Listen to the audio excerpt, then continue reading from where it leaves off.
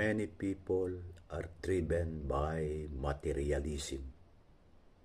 Their desire to acquire becomes the whole goal of their lives. This drive to always want more is based on the misconceptions that having more will make me more happy, more important, and more secure. But all three ideas are untrue. Possessions only provide temporary happiness. Because things do not change, we eventually become bored with them and then want newer, bigger, better versions. It's also a myth that if I get more, I will be more important.